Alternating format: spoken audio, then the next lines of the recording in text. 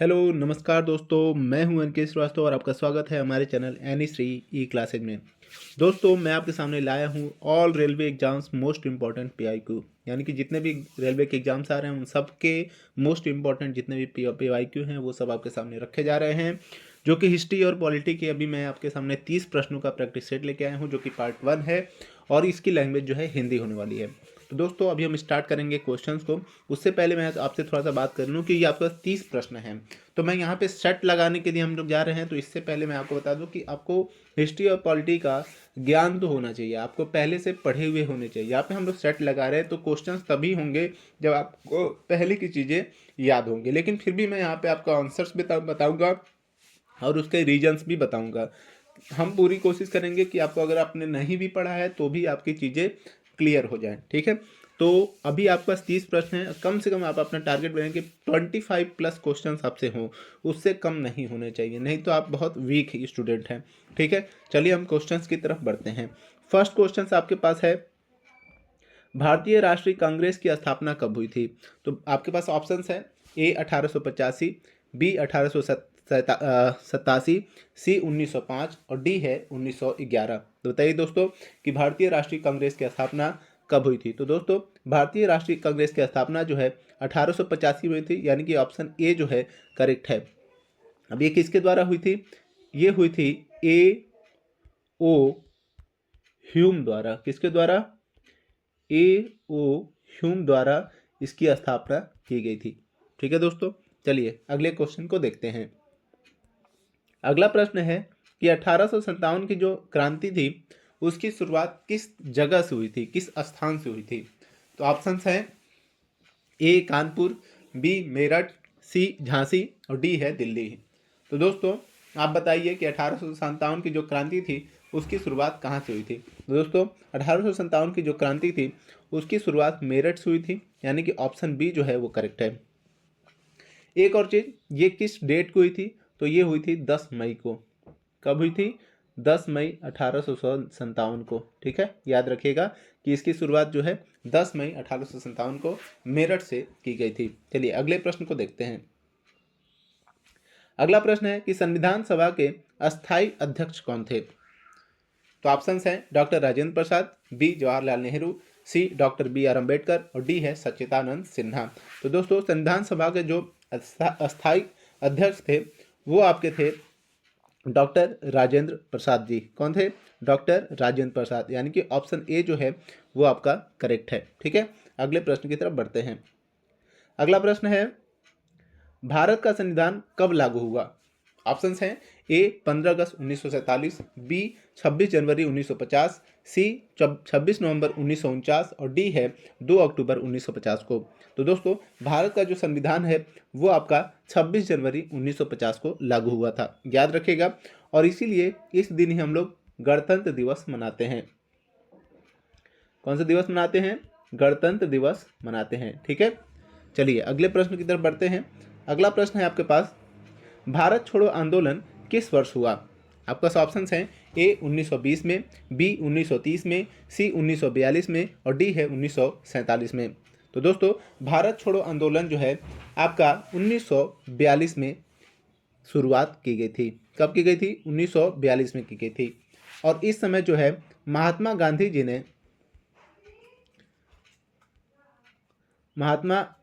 जी ने सॉरी यहाँ मिस्टेक हो गया, महात्मा गांधी जी ने एक नारा दिया और नारा क्या था?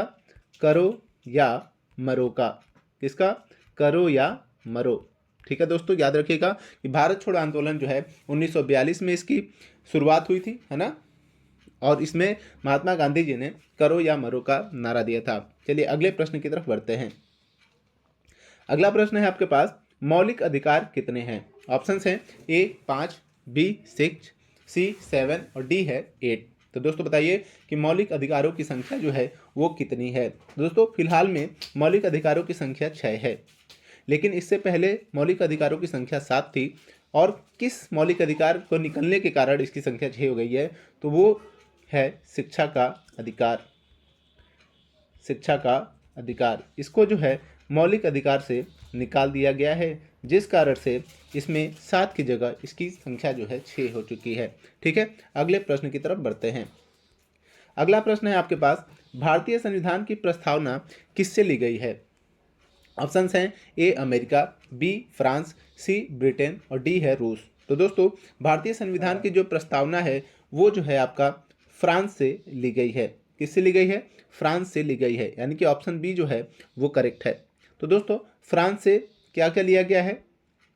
स्वतंत्रता जो है फ्रांस के संविधान से लिया गया है। समानता, ठीक है, याद रखिएगा। और जो है एक और चीज, बंधुत्व की जो है अवधारणा को भी फ्रांस से लिया गया है। ठीक है दोस्तों, याद रखिएगा कि भारतीय संविधान की जो प्रस्तावना है वो फ्रांस से ली गई है, जिसमें स्वतंत्रता भी लिया गया है, समानता भी लिया गया और बंधुत्व की अवधारणा भी फ्रांस से ली गई है। ठीक है, अगले प्रश्न की तरफ बढ़ते हैं। अगला प्रश्न है कि स्वराज मेरा जन्मसिद्ध अधिकार है, किसने कहा था? ऑप्शंस हैं महात्मा गांधी, बी बाल गंगाधर तिलक, सी लाला लाजपत राय और डी है सुभाष चंद्र बोस। तो दोस्तों बताइए कि स्वराज मेरा जन्मसिद्ध अधिकार है ये किसने कहा था? तो दोस्तों स्वराज मेरा जन्मसिद्ध अधिकार है ये बाल गंगाधर तिलक जी ने कहा था, यानी कि ऑप्शन बी जो है वो आपका करेक्ट है। ठीक है, अगले प्रश्न की तरफ बढ़ते हैं। अगला प्रश्न आपके पास दिया गया है कि भारतीय संविधान का जनक किसे कहा जाता है? ऑप्शंस है जवाहरलाल नेहरू, बी महात्मा गांधी, सी डॉक्टर बी अम्बेडकर और डी है राजेंद्र प्रसाद। तो दोस्तों बताइए कि भारतीय संविधान का जनक किसे कहा जाता है? तो दोस्तों भारतीय संविधान का जो जनक है वो डॉक्टर बी अम्बेडकर जी को कहा जाता है, यानी कि ऑप्शन सी जो है वो करेक्ट है। तो डॉक्टर बी अम्बेडकर जी थे वो कौन थे? तो वो आपको पता ही है कि संविधान के जनक थे। और एक और चीज़ मैं बता दूं कि संविधान प्रारूप समिति जो थी, संविधान की प्रारूप समिति जो थी, ठीक है, उसके जो हैं आपके बी अम्बेडकर जी अध्यक्ष थे। क्या थे? अध्यक्ष थे, याद रखिएगा। तो भारतीय संविधान के जनक बी अम्बेडकर जी थे और संविधान प्रारूप समिति के अध्यक्ष भी थे। ठीक है, अगले प्रश्न को देखते हैं हम। अगला प्रश्न है सविनय अवज्ञा आंदोलन की शुरुआत कब हुई? ऑप्शंस हैं 1927, बी 1929, सी 1930 और डी है 1932। तो दोस्तों बताइए कि सविनय अवज्ञा आंदोलन की शुरुआत कब हुई? तो दोस्तों सविनय अवज्ञा आंदोलन की जो शुरुआत हुई वो 1930 में हुई थी। कब हुई थी? 1930 में, यानी कि ऑप्शन सी जो है वो करेक्ट है। और एक और चीज़ बता दें, इस समय ही दांडी मार्च की भी शुरुआत हुई। किसकी? दांडी मार्च की। और दांडी मार्च को ही हम लोग नमक सत्याग्रह भी कहते हैं। क्या कहते हैं? नमक सत्याग्रह कहते हैं। ठीक है, याद रखिएगा कि सविनय अवज्ञा आंदोलन की शुरुआत कब हुई थी? तो 1930 में हुई थी, जिसको हम लोग दांडी मार्च भी, जिस समय दांडी मार्च की शुरुआत हुई थी और साथ ही साथ दांडी मार्च को जो है हम लोग नमक सत्याग्रह भी कहते हैं। ठीक है, अगले प्रश्न की तरफ बढ़ते हैं। अगला प्रश्न है भारत का पहला गवर्नर जनरल कौन था? ऑप्शंस हैं Warren Hastings, Lord Canning, Lord Mountbatten और डी है लॉर्ड वेलेजली। तो दोस्तों बताइए कि भारत का जो पहला गवर्नर जनरल था वो कौन था? तो दोस्तों भारत का पहला गवर्नर जनरल जो था वो वारेन हेस्टिंग था। कौन था? वारेन हेस्टिंग था। इसमें अगर देखा जाए तो 1773 में ये पहला गवर्नर जनरल बना। कब बना? 1773 में ये पहला गवर्नर जनरल बना था, याद रखिएगा। आगे चलते हैं, अगला क्वेश्चन क्या देखते हैं। अगला क्वेश्चन है कि संसद के कितने सदन हैं? ऑप्शंस हैं 1, 2, 3 या 4। तो दोस्तों बताइए कि संसद में सदनों की संख्या कितनी है? तो दोस्तों संसद में सदन की जो संख्या है वो 2 है। अब वो कौन कौन से हैं? एक है लोकसभा और दूसरा है राज्यसभा। ठीक है, याद रखिएगा संसद के जो 2 सदन हैं वो लोकसभा और राज्यसभा हैं। ठीक है, अगले प्रश्न की तरफ हम लोग बढ़ते हैं। अगला प्रश्न है कि असहयोग आंदोलन कब शुरू हुआ? ऑप्शंस हैं ए 1917, बी 1919, सी 1920 और डी है 1922। तो बताइए कि असहयोग आंदोलन कब शुरू हुआ था? तो दोस्तों असहयोग आंदोलन जो है 1920 में शुरू हुआ था। कब शुरू हुआ था? 1920 में शुरू हुआ था। इस समय जो है गांधी जी ने ब्रिटिश शासन के विरोध में इसको शुरू किया था। किसने शुरू किया था भाई? गांधी जी ने शुरू किया था। किसने शुरू किया था? गांधी जी ने किया था। याद रहेगा, महात्मा गांधी जी ने इसकी शुरुआत की थी। किसके लिए की थी? ब्रिटिश शासन जो था उसके विरोध में इसको किया था। ठीक है, अगले प्रश्न को देखते हैं। अगला प्रश्न आपके पास है, राष्ट्रपति का चुनाव कौन करता है? अब बताइए, राष्ट्रपति का चुनाव कौन करता है? ऑप्शंस है, ए जनता करती है, बी संसद करती है, सी निर्वाचन मंडल करता है, या फिर डी सुप्रीम कोर्ट करता है। तो बताइए कि राष्ट्रपति का जो चुनाव है वो कौन करता है? तो दोस्तों, राष्ट्रपति का जो चुनाव है वो निर्वाचन मंडल के द्वारा किया जाता है, यानी कि ऑप्शन सी जो है करेक्ट है। अब इसमें कौन कौन शामिल होते हैं? इसमें जो है सांसद शामिल होते हैं, सॉरी यहाँ पे सांसद कौन शामिल होता है? सांसद शामिल होते हैं, और इसमें विधायक भी शामिल होते हैं। सांसद एवं विधायक इसमें शामिल होते हैं, याद रखिएगा, सांसद एवं विधायक इसमें शामिल होते हैं। तो राष्ट्रपति का चुनाव कौन करता है? तो निर्वाचक मंडल करता है, और इसमें सांसद एवं विधायक भी शामिल होते हैं। ठीक है, अगले प्रश्न की तरफ बढ़ते हैं। अगला प्रश्न है, भारत का पहला प्रधानमंत्री कौन था? ऑप्शंस है, सरदार पटेल, बी जवाहरलाल नेहरू, सी लाल बहादुर शास्त्री, और डी है डॉक्टर राजेंद्र प्रसाद। अब इसको तो छोटे बच्चे ही बता सकते हैं, तो आप बताइए दोस्तों कि भारत का पहला प्रधानमंत्री कौन था? तो दोस्तों, भारत के जो पहले प्रधानमंत्री थे वो जवाहरलाल नेहरू जी थे, यानी कि ऑप्शन बी जो है करेक्ट है। ठीक है, अगले प्रश्न की तरफ बढ़ते हैं। अगला प्रश्न है कि राज्यसभा का सभापति कौन होता है? आप बताइएगा कि राज्यसभा के जो सभापति होते हैं वो कौन होते हैं? तो ऑप्शंस है, ए राष्ट्रपति, बी प्रधानमंत्री, सी उपराष्ट्रपति, और डी है लोकसभा अध्यक्ष। तो दोस्तों बताइए कि राज्यसभा का जो सभापति होता है वो कौन होता है? तो दोस्तों, राज्यसभा का जो सभापति होता है वो उपराष्ट्रपति होता है, यानी कि ऑप्शन सी जो है वो करेक्ट है। चलिए अगले प्रश्न की तरफ बढ़ते हैं। अगला प्रश्न है कि 1857 की जो क्रांति थी की असफलता का एक कारण बताइए। मतलब वो सफल क्यों नहीं हुआ? सफल होना चाहिए था, अंग्रेजों को यहाँ से जाना चाहिए था, लेकिन ये सफल क्यों नहीं हुआ, इसका कारण बताइए। ऑप्शंस हैं, ए जन समर्थन की कमी, बी आधुनिक हथियार, सी विदेशी सहायता, या फिर डी संगठित नेतृत्व। तो दोस्तों बताइए कि भाई 1857 की क्रांति का असफलता का कारण क्या था? तो दोस्तों, इसका कारण ये था, जन समर्थन की कमी थी। ठीक है, लोगों का समर्थन नहीं था। सबका अगर समर्थन एक साथ होता, एकजुट होते, तो 1857 सफल हो जाती, लेकिन 1857 की क्रांति सफल नहीं हुई। इसका कारण जन समर्थन की कमी थी। ठीक है, अगले प्रश्न की तरफ बढ़ते हैं। तो अगला प्रश्न है, संविधान का सबसे बड़ा अनुच्छेद कौन सा है? ऑप्शंस है, अनुच्छेद 14, बी अनुच्छेद 21, सी अनुच्छेद 368, और डी अनुच्छेद 370। तो दोस्तों, संविधान का जो सबसे बड़ा अनुच्छेद है वो है आपका अनुच्छेद 368 था। ठीक है, यानी कि ऑप्शन सी जो है वो करेक्ट है। तो दोस्तों, इसमें जो है अनुच्छेद 368 है वो है आपका संविधान संशोधन से संबंधित है। किससे संबंधित है? संविधान संशोधन से संबंधित है। याद रखिएगा कि संविधान का सबसे बड़ा अनुच्छेद 368 है, और ये संविधान संशोधन से संबंधित है। ठीक है, आगे चलते हैं। अगला प्रश्न क्या है आपका? अगला प्रश्न है कि भारतीय राष्ट्रीय ध्वज के में कितने रंग होते हैं? आप लोग बताइएगा कि भारतीय राष्ट्रीय ध्वज में कितने रंग होते हैं? ऑप्शंस हैं 2, 3, 4 या 5। ऑप्शन बताइए कि भारतीय राष्ट्रीय ध्वज में कितने रंग पाए जाते हैं। तो दोस्तों, भारतीय राष्ट्रीय ध्वज में आपके रंगों की संख्या 3 होती है। आप 3 लगाएंगे, और इसके अंदर 4 भी माना जा सकता है, लेकिन ज़्यादातर ऑप्शन 3 ही लगाए जाते हैं। ठीक है, लेकिन 4 माना जाता है, क्यों? क्योंकि चक्र के कारण, चक्र का जो रंग है वो अलग होता है। ठीक है, अगले प्रश्न की तरफ बढ़ते हैं। अगला प्रश्न है, कैबिनेट मिशन भारत कब आया?